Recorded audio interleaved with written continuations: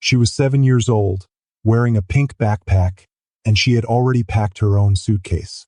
Not because anyone told her to, but because Arya Bennett had learned, in the hardest way a child can learn anything, that sometimes the people who are supposed to protect you are the very ones you need to run from. The penthouse smelled like money and bad decisions.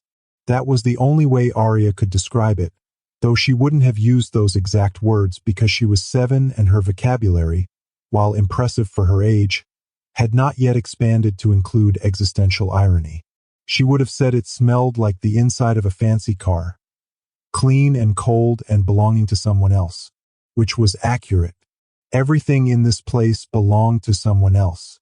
The marble floors, the floor-to-ceiling windows bleeding blue city light, the roses in the crystal vase that nobody ever touched.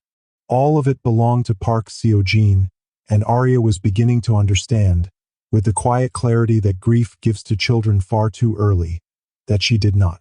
She had been in Seoul for 4 months, 2 weeks, and she checked the glow of the microwave clock.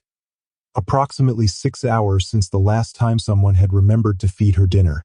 Back in Atlanta, Aunt Renee forgot dinner sometimes too. But Aunt Renee made up for it with cereal, loud laughter, and a couch that smelled like the coconut oil her mother used to use. Forgetting felt different when it came wrapped in love.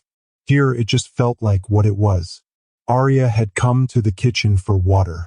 That was all. She was not looking for trouble. She was not, as Choi Yuna had suggested on 3 separate occasions, trying to start something. She was thirsty. She was 7.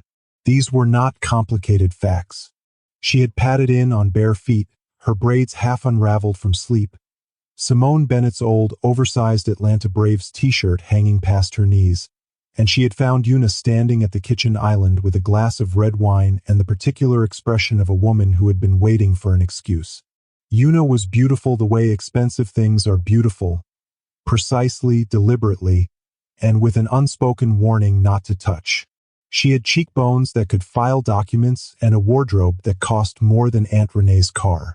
For 2 years, she had been the most important woman in Seo-jin's penthouse. For 4 months, she had been watching that status quietly renegotiated by a second grader with a cartoon backpack, and the renegotiation had not been going in her favor. "Why are you still up?" Yuna asked, in Korean. She always spoke in Korean to Arya, which they both understood was less about communication and more about reminding Arya where she didn't belong. Arya went to the cabinet for a glass. "Thirsty? You should be asleep." "I know." Arya filled her glass at the sink, turned around. And because she was Simone Bennett's daughter and Simone Bennett had raised her to notice things and say true things even when true things were inconvenient, she looked at the empty space on the kitchen counter where her mother's photograph used to sit before it migrated to the living room console table before it migrated again, as of yesterday, to somewhere unknown, and she said, "Did you move my mom's picture again?" The question landed in the kitchen like a fork dropped on marble. Yuna set her wine glass down. "Arya," a warning dressed in silk. "It was on the console table. Now it's gone." Arya looked directly at her. "That's my mom. This is my home. It's my dad's home." It was the wrong thing to say. Arya knew it the second it left her mouth. Not because it wasn't true, but because truth, she was learning, had terrible timing. Yuna moved around the island faster than Arya had ever seen her move, and then the sound came, sharp, flat, final. And Arya's cheek was on fire and the glass of water was somehow still in her hand and the kitchen was completely silent. Arya did not cry. She was Simone Bennett's daughter. She did not cry in front of people who wanted to see it. She set the glass down carefully on the counter. She walked out of the kitchen. She went to her room, pulled her suitcase from under the bed, put her backpack on her shoulders, and she walked to her father's study door. She knocked, and when Park Seo-jin opened it, whiskey in hand, she looked up at the tattooed stranger who was supposed to be her father and said the words she had been holding back for 4 months. "Please, just take me back. I want to go home." Park Seo-jin had, in his 36 years on Earth, faced situations that would make grown men reconsider their life choices at a cellular level. He had stared down rival syndicate bosses across negotiating tables. He had walked out of a burning warehouse in Busan with nothing but a bruised rib and a mild inconvenience. He had once sat through a 4-hour dinner with his father without blinking. None of that had prepared him for this. A 7-year-old girl, pink backpack, rolling suitcase, eyes that looked exactly like his, which was the most unsettling part, biologically speaking, filled not with tears but with something far more dangerous. Certainty. The kind of certainty that only children and generals possess, because neither group has learned to be politely dishonest about what they want. Please, just take me back. I want to go home. Seojin stared at her for a moment that lasted approximately 3 business days. Behind her, he could see Choi Yuna standing at the edge of the living room, arms folded, expression arranged into something that was trying very hard to be innocent and arriving, instead, at a reasonable imitation of a woman who had absolutely not just slapped a child and was prepared to dispute any evidence to the contrary. The red mark on Arya's cheek told a different story. Told the story loudly. With footnotes, Seojin set his whiskey glass down on the desk behind him. This was not a decision he made consciously.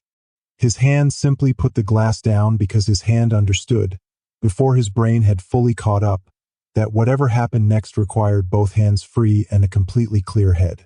He looked at Yuna. Yuna looked back at him with the smile, the one that had 17 meanings, and selected, unwisely, the meaning that suggested this is a misunderstanding and also the child is dramatic. Seojin's expression did not change. This was more terrifying than if it had. The men who worked for him had a saying. When Seojin's face goes still, leave the building. Preferably via the stairs. Do not wait for the elevator.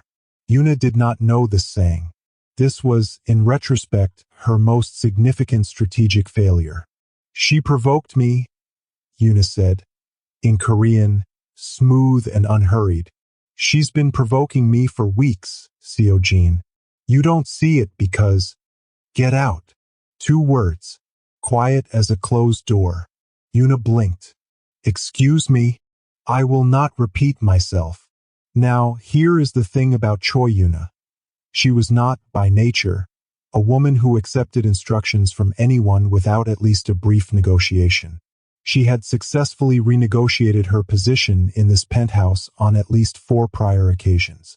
She had the emotional intelligence of a chess grandmaster and the patience of someone who understood that the best time to argue with a powerful man was when he was calm, not when his jaw was doing the thing it was currently doing.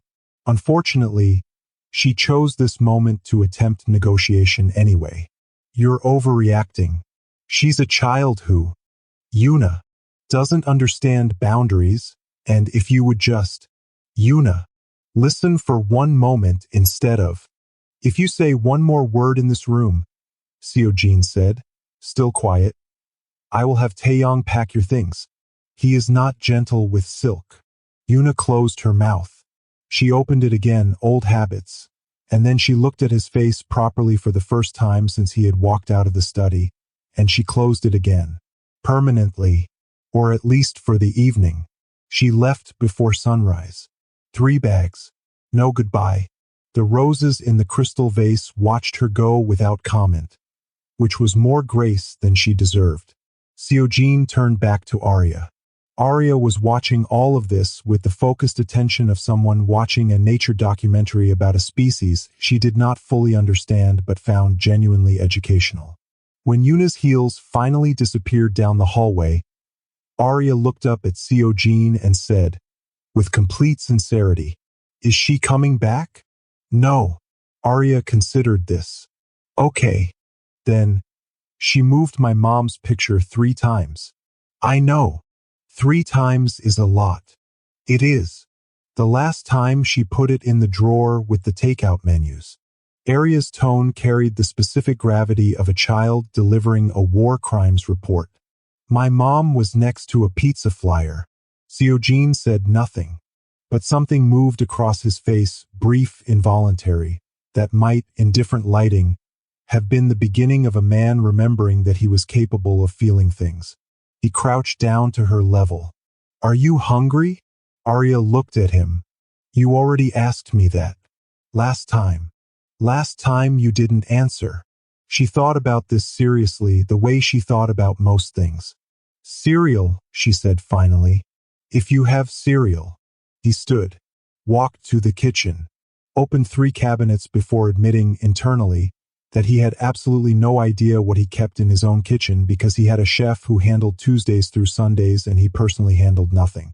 The 4th cabinet had cereal, a brand he did not recognize, with a cartoon tiger on the box, which his housekeeper had apparently purchased at some point with Arya's existence in mind. He poured it. He found milk. He set the bowl on the kitchen island. Arya climbed onto the stool, backpack still on her shoulders, and ate cereal at 2 in the morning in a Seoul penthouse while her father, who ran 6 criminal operations across 3 districts and had never once in his adult life felt uncertain, stood across the island and had absolutely no idea what to do with his hands. "You can sit down," Arya said, without looking up from her bowl. "I don't bite." He sat. The morning after Choi Yuna's dramatic exit, Park Seo-jin's penthouse was quieter than it had ever been. Not peaceful quiet, accountable quiet. The kind of quiet that sits in a room after something important has happened and refuses to pretend otherwise. Seo-jin had not slept. This was not unusual. He frequently did not sleep. What was unusual was the reason. Normally, sleeplessness came with spreadsheets, syndicate logistics, and the occasional international wire transfer that required his personal authorization at 3 in the morning. Tonight, this morning, it came because a 7-year-old had fallen asleep at his kitchen island, face down, 2 centimeters from an empty cereal bowl, backpack still strapped to her small shoulders like she was ready to evacuate at a moment's notice. He had stood there for 4 full minutes deciding what to do about this. He was a man who made decisions for a living. Life-altering decisions. Decisions with consequences that rippled through organizations and across borders. And he had stood in his own kitchen for 4 minutes, completely paralyzed, because he was not sure if he was supposed to pick her up or wake her gently or simply place a blanket around her where she sat and let her sleep on the island like a very small, exhausted lighthouse. He had called Kang Taeyong. Taeyong was his second in command, his most trusted lieutenant, a man who had been shot twice and stabbed once and had described all 3 experiences as mildly inconvenient. He was 34 years old, broadly built, and completely without sentiment in every professional context. He answered on the second ring despite it being 2:47 in the morning, because that was part of the job. "She fell asleep at the kitchen island," Seo-jin said, "with her backpack on." A pause. "Who did?" Taeyong asked. "Arya." Another pause. Longer. "And you're calling me because...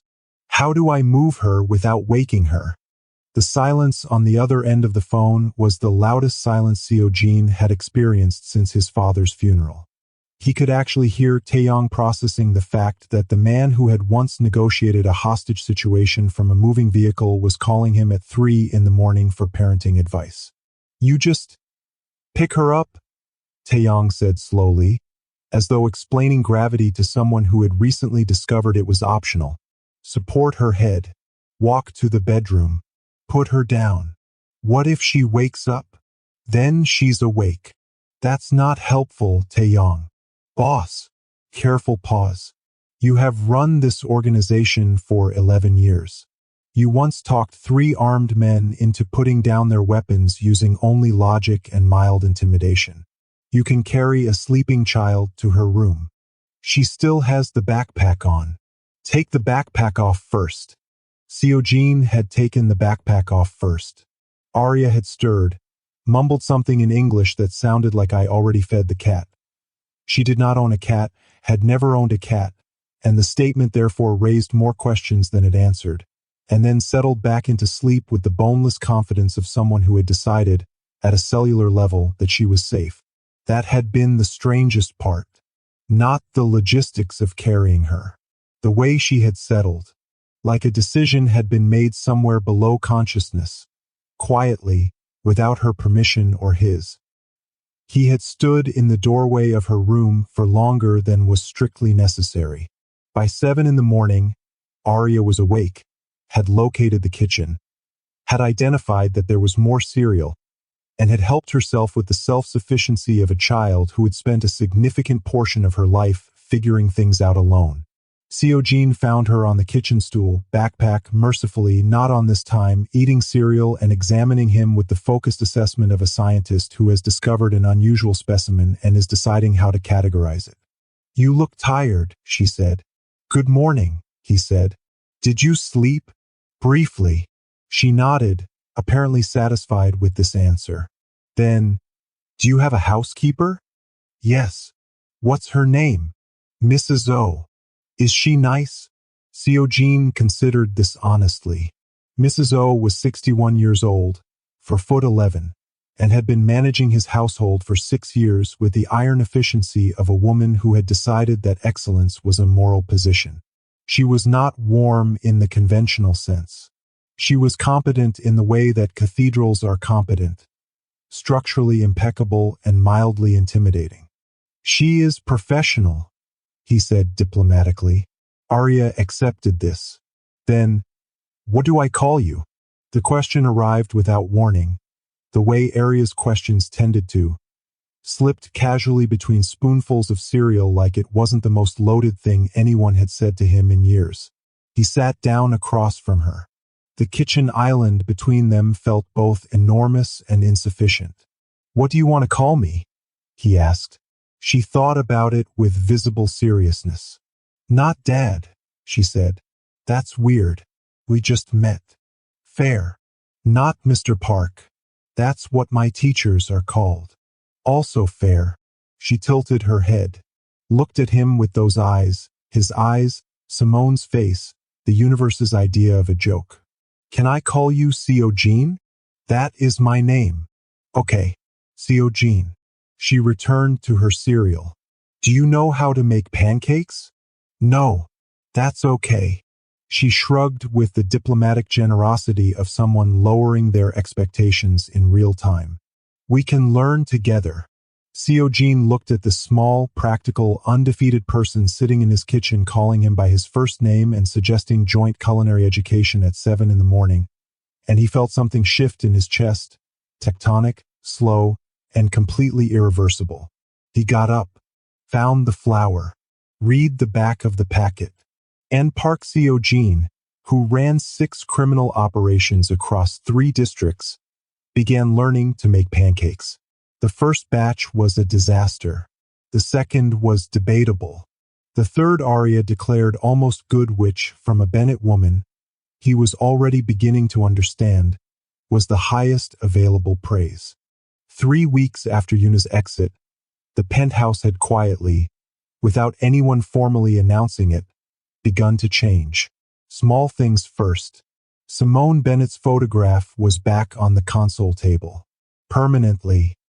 Jean had placed it there himself and had said nothing about it, which in his personal communication style was equivalent to a strongly worded declaration. Mrs. O, 4'11" of professional excellence, had begun stocking the kitchen with cereal, fruit pouches, and the specific brand of apple juice that Arya had mentioned, once in passing, that she liked. Mrs. O did not do things in passing. She had written it down. Arya had also, somewhere in the 3rd week, stopped sleeping with her backpack beside the bed. Jean noticed. He said nothing, but he noticed.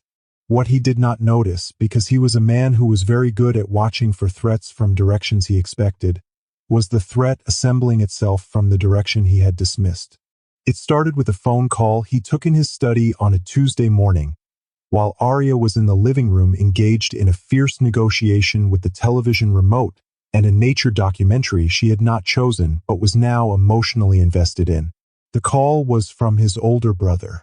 Park Co-1 was 41, senior in the syndicate, and possessed of the particular brand of older brother energy that expressed itself not through warmth but through the consistent implication that every decision you had ever made was slightly incorrect. He had not called since Arya arrived. This was notable. CO1's silences were never passive. They were strategic. They were the silence of a man collecting information and waiting for the most efficient moment to deploy it. Father wants to meet her, CO1 said without preamble. CO-Jean's hand tightened on the phone. No, that wasn't a request, CO-Jean. It was a courtesy notification. Then I'm courtesy notifying you back. No. Pause. You brought an illegitimate child into this family without consultation. Did you imagine there would be no response? She is not illegitimate. She is my daughter.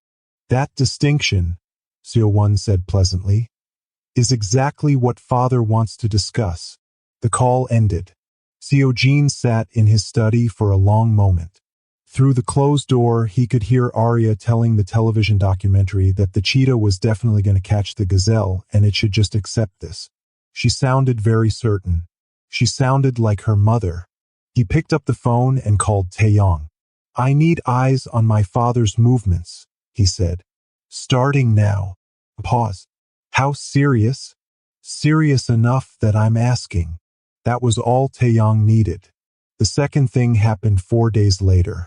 Arya came home from her first week at the international school. An arrangement CO-Jean had made quietly, efficiently, and with a level of logistical precision usually reserved for operations involving significantly higher stakes, though he was beginning to revise his definition of stakes, and she was quiet in a way that was different from her usual quiet. Arya's normal quiet was busy, observational. It processed things and filed them and occasionally produced conclusions that arrived sideways and landed directly in the center of a conversation. This quiet was smaller, pulled inward. She ate dinner. She answered his questions with the minimum viable words. She went to her room. CO-Jean waited 20 minutes. Then he knocked. Come in. She was sitting on her bed, still in her school uniform, holding her mother's photograph. The small one she kept on her nightstand, separate from the console table one, because Arya Bennett believed in redundancy when it came to things that mattered. Someone at school, she said before he could ask, said I don't have a real family. The room temperature dropped approximately 4 degrees. Or perhaps that was just CO-Jean. Which student? He asked, very quietly. Doesn't matter. It matters to me. Arya looked up at him. Then she looked back at the photograph.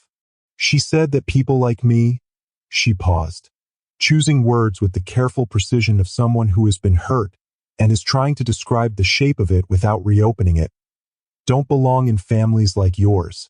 The silence that followed was the loudest thing in Seoul.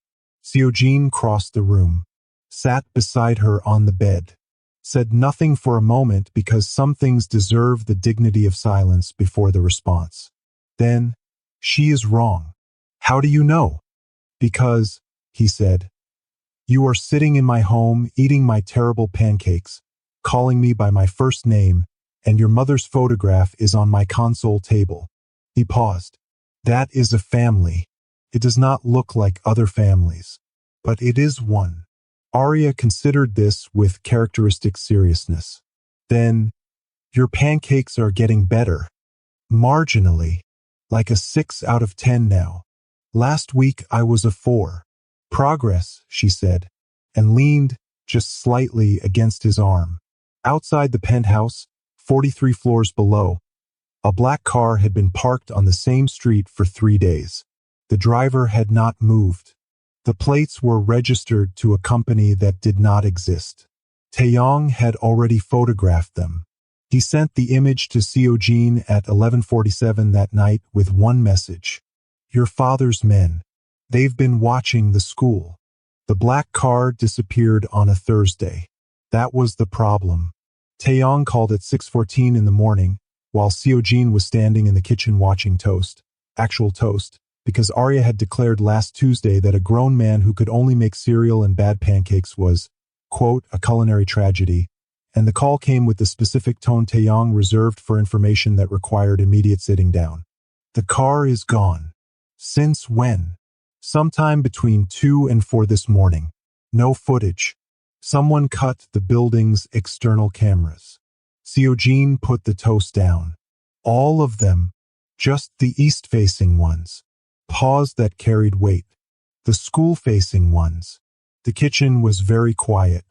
Arya doesn't go to school today, Seojin said. Already arranged. I called the school at 6. Family emergency. Good. There's more. Taeyong hesitated, and Taeyong did not hesitate. Hesitation was not in his professional vocabulary, which made this particular hesitation feel like a fire alarm in a library. Your brother called our operations office this morning. Not your private line.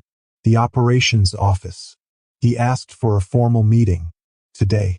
Said it was about the child's legal status in Korea. Legal status. 2 words dressed in suits, carrying briefcases, smiling politely while they dismantled everything. Seojin understood immediately what his father was doing. This was not confrontation. Confrontation was beneath Park Seo-won's methodology. This was architecture. His father was building a structure, legal, social, institutional, designed to make Arya's presence in Seoul untenable, illegitimate, challengeable, not with violence, with paperwork, with the slow, suffocating legitimacy of a system that his family had spent decades learning to operate like a private instrument. It was, Seojin thought grimly, genuinely impressive. He would have admired it if it wasn't aimed at a 7-year-old who gave pancakes a 6 out of 10 and slept with her mother's photograph. He was still thinking when Arya appeared in the kitchen doorway in her pajamas, hair escaping its braids in 17 directions, looking at the abandoned toast with scientific interest. You burned it, she said. I did not. It's smoking, Seojin. It was, in fact, smoking. He removed it from the toaster. Arya climbed onto her stool and watched him with the patient expression of someone who had expected this outcome and was being gracious about it. Am I going to school today? She asked. He looked at her. This small, perceptive, entirely undefeated person who had packed her own suitcase at 2 in the morning and still gave credit where credit was due on pancake improvement. Not today, he said. She studied his face the way she studied everything. Quietly, thoroughly, missing nothing. Is something wrong? He looked at her for a long moment. Not for long, he said.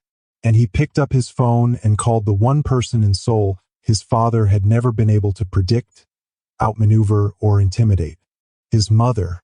Park Seo-jin's mother arrived at the penthouse at 9:17 in the morning wearing a cream hanbok, carrying homemade doenjang jjigae in a sealed container, and radiating the specific energy of a woman who had already decided how this situation was going to end before she walked through the door. Park Yun-hee was 63 years old, small, silver-haired, and the only human being alive who could make Seo-jin stand up straighter simply by entering a room. She had raised 2 sons inside a criminal empire without losing either her posture or her principles, which was, by any reasonable measure, the most impressive operation the Park family had ever run. She walked in. She saw Arya. She stopped. Arya, sitting at the kitchen island with her mother's photograph propped beside her cereal bowl. Because she had started doing that, bringing it to breakfast quietly, like including Simone in the morning. Looked up at the small, elegant woman and said, with complete sincerity, "Good morning. Are you important?" Yun-hee looked at Seo-jin. Seo-jin looked at the ceiling. "Yes," Yun-hee said in careful English. "I am his mother." Arya considered this seriously. "He burns toast," she said. "Just so you know." "I know," Yun-hee said. "He has burned toast since he was 12. And just like that, without negotiation, without formal introduction, without any of the careful architecture that adults construct around difficult situations, something settled between them. Simple, solid, real. Yun-hee sat beside Arya. She opened the container of jjigae. She explained every ingredient in slow, patient Korean while Arya listened with the focused attention she gave everything that mattered. Seo-jin stood in the kitchen doorway and watched his mother teach his daughter the name for fermented soybean paste. And he understood, with a clarity that bypassed logic entirely, that his father had already lost. Park Seo-won's legal maneuver collapsed within a week. Yun-hee had made 3 phone calls. Nobody discussed what was said in those calls. Nobody needed to. Park Yun-hee had 63 years of knowing exactly where every body was buried metaphorically, and in 2 cases rather literally, and she deployed that knowledge with the precision of a woman who had been patient long enough. Aria's legal status in Korea was formalized. Permanent residency. Park family documentation. Every I dotted in the particular ink that meant untouchable. Seo-won did not call again. On a Saturday morning 6 weeks later, Arya sat at the kitchen island and watched Seo-jin produce pancakes that were, by her official assessment, an 8 out of 10. That's basically perfect, he said. It's an 8, she said. 10 means perfect. What would make it a 10? She thought about it, head tilted, her mother's photograph beside her cereal bowl catching the morning light. If my mom could taste them, she said quietly. The kitchen was still. Seo-jin set down the spatula, sat beside her, looked at the photograph. Simone Bennett, bright-eyed, one hand on her hip, grinning like she knew something the world didn't. She can, he said. You taste them for her. Arya looked at him. Something moved across her face. Grief and gratitude arriving together, the way they always do when love is big enough to hold both. Then she picked up her fork. Okay, she said. Then it's a 9. What happened to 10? You still burn the toast. He laughed. A real one. The kind that surprised him. Unfamiliar in his own chest, like a room he hadn't opened in years, full of light. Outside, Seoul moved and hummed and didn't notice. But inside the 43rd floor penthouse, a little girl who had packed her own suitcase at 2 in the morning and begged to go home had found, without planning it, without asking for it, exactly that. Home. Not the Atlanta kind. Not the kind with Aunt Renee's coconut oil couch and cereal for dinner Tuesdays. A new kind. Built from burned toast, 9 out of 10 pancakes, a photograph on a console table, and a man who had burned cities learning, slowly and imperfectly, to tend something small and irreplaceable instead. And if you believe every child deserves to be protected, loved, and chosen, hit subscribe. Because only someone exactly like Choi Yuna would scroll past without doing it.